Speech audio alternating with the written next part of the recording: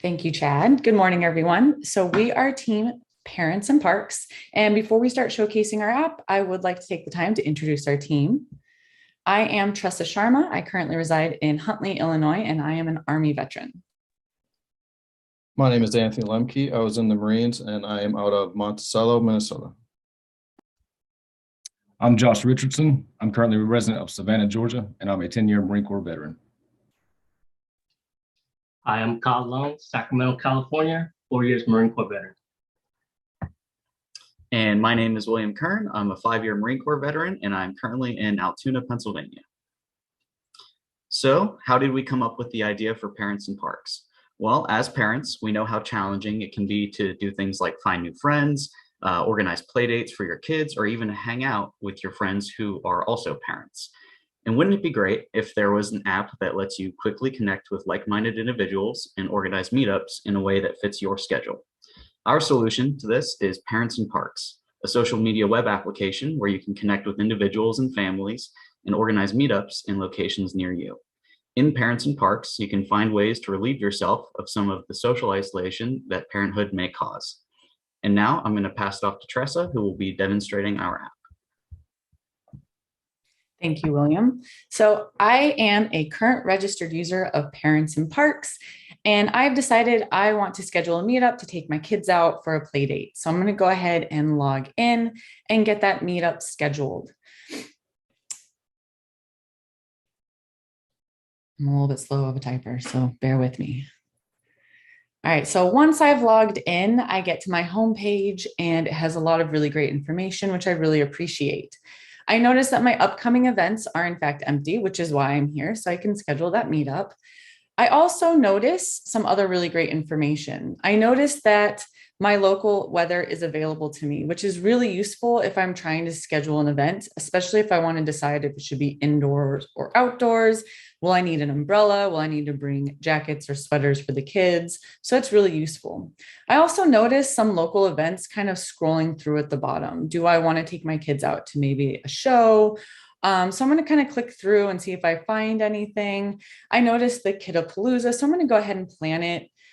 I'm kind of looking at it. I'm thinking about inviting a friend, but after second thought, I realized that maybe I don't necessarily want to go out to a large crowd right now. So I'm going to go ahead and cancel that. I then noticed my pending connections. These are people that have sent me requests to connect. And these could be people that I've met in my local community who we've talked about the app with, or just people who I've met through the app. Or who found me through the app. I can see their profile pictures and names and emails. I can kind of scroll through and see who's there. I'm not really interested in connecting with anyone just yet, but it has distracted me and it has also given me inspiration to see, are there any new friends on the app I want to try to connect with? So I'm going to go to find friends and start kind of scrolling through that. This is a really nice feature. I'm noticing everyone's names, their locations, really importantly, their kids' age groups. I want to try to find some families that are of similar age range kids. The other thing I notice are the personal interests and the family interests on each page, which is really important because while I am trying to set up a meetup for my kids, I'm also trying to connect with someone that has similar interests to myself, because this is meant for not just a play date for the kids, but also a way for me to get to meet other people in my community. So I came across Britt. I liked her profile. I went ahead and added her. So I'm going to go ahead and now look at my current friends list. And I'm going to look to see, who do I want to try to invite out to that meetup? I can see their names and their bios. And I noticed William. And so I'm thinking, you know what? I think I might want to send him an invitation out to a meetup spot. But as I'm going through that, all of a sudden I'm reminded I have to check my mailbox, see if I have any new messages. I'm looking. Oh, I do. In fact, I have a new message from Will. So when I go ahead and I open up that message, I can see that Will sent a very nice message saying, great job on the new app, which I truly appreciate. That was very kind of him. So I'm going to go ahead and send him a message back just as a thank you for being so kind and supportive. So I'm going to go ahead and select his name. I'm just going to tell him, short subject, thank you. And just, I really appreciate all that support. That was very nice of him. So once I go ahead and send that out to him, I remember the whole purpose I'm there for, which is to set up that meetup spot for my kids. So I'm going to go to the meetups. And when I go there, I notice that I can either use my current location or I can use my profile location. I'm going to use my current one. I see my Google map and I can see a bunch of family friendly categories to select. I have two little boys who are very active, so I'm going to try and select a park here. And I know that they love to play sports, so I'm going to look specifically for an area for them to play soccer in. And I see Tomaso Sports Park. I can get the name, I can get the rating, so I know it's a good park. And I can see any images, and I'm going to go ahead and plan this. When I select the planet, I get the address so I know the location. I also see that I can select the day and the time. So I'm going to go ahead and schedule this for tomorrow, Sunday. And the afternoon is probably going to be more ideal. So 1 p.m. I am going to send William the invite just to see if he would like to join us for that. And I'm going to submit that so that way I can get it scheduled. Once I've done all of that, I'm going to go ahead and head back to my homepage where I can now see that that event is in fact on my homepage, which is really nice. I can see the name, I can see the date and the time. The only thing missing is who I'm attending it with, and that's because I just have to wait for William to accept my invitation. I realize that I often forget things when you have small kids. That's easy to do. And so I'm thinking I might have missed an event that I had scheduled with someone. So I'm going to check my event board and see if I missed anything. Luckily, I haven't. It looks like it's just the event that I just recently scheduled. So that makes me feel good and a little bit relieved. I'm going to go ahead and check my profile also. Everything's up to date. I don't really need to change anything just yet. So it looks good. I'm going to go ahead and go back to the home page. I can hear my kids calling me. So I got to go ahead and log off real quick. And I got to go see what they're up to now that I've scheduled my event. And that is how you use Parents in Parks. So now that I've demonstrated how to use the application, I am going to go ahead and pass this along to Anthony, who will share with you the different technologies we used in that process. Thanks, Tressa. We used all kinds of tech to help build Parents in Park. Some of the apps that we use to help with our collaboration would be Zoom, Slack, GitHub, Trello, VS Code, and a little bit of Copilot. For the front end of our app, we use React, which consists of HTML, JavaScript, CSS, and a little bit of Node. To design the front end, we used components from MUI and also React Bootstrap. Our front end is hosted on Netlify. For our back end, we used Python and Django. We used Django REST framework. Our database is a Postgres database hosted on Amazon RDS.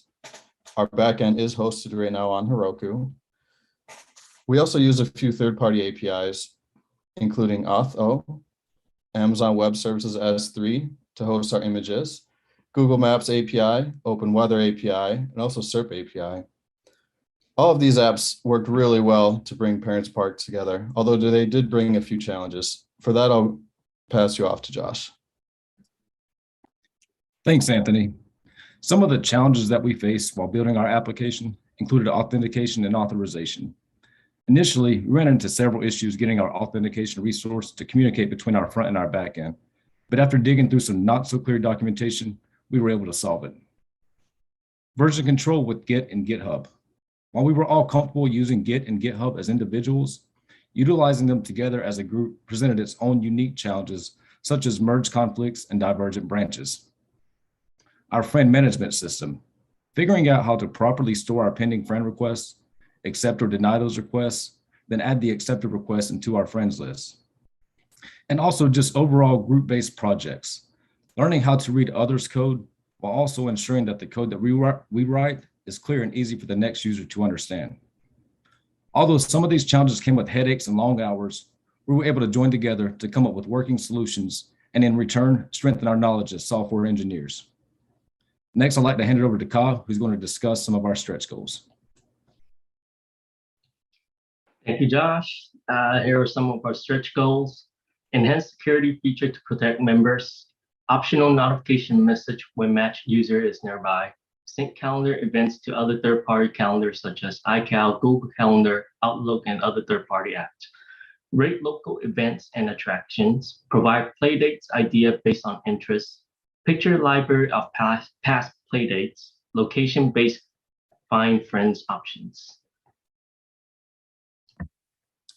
And that is Parents in Parks. On behalf of the team, I would like to thank everyone for attending our presentation, and we will now be open to some questions.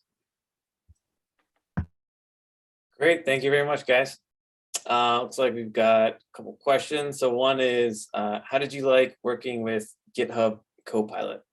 You just get to put your feet up and it writes everything for you. We all kind of got a taste of it. So the Copilot is actually very nice, but it is limiting. It can sometimes try to predict code that you don't actually want, which then you have to be careful to go back and make sure that it is actually predicting what you want it to do. So while it was really helpful as a guide, you definitely have to pay very close attention to make sure that guide is sending you in the right direction. But when we would get stuck, and anyone else on the team who's used it can speak to this, it was a really nice, helpful hint to get you out of that stuck rut, which was really nice. All right, cool. One more here in the chat. What would you do to make your application more mobile friendly? I'm sorry, what was that last part? What would you do to make your application more mobile friendly? I can take this one.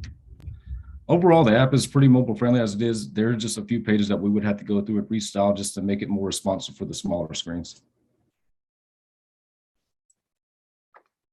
All right, cool. And so I'm curious with an app like this. I think there are some maybe real world considerations that aren't strictly technical when you're dealing with kids and stuff like that. So I'm just curious, how did you guys deal with that? Was it things you wanted to do that you couldn't do? Did that influence how you went about things? I don't mind speaking to that. So that's one of the first things we actually discussed, was because children were involved. On the homepage or the landing page, there is a safety section where we do basically try to say, like, this is not meant as like a babysitting app. You are not supposed to just like drop your kids off with strangers. One of the things, and one of our stretch goals, was that there are some APIs out there that allow you to kind of search registries to make sure that no one is trying to use the app who maybe shouldn't be using it. And something we wanted to research a little bit more is, how do we ensure the safety of that?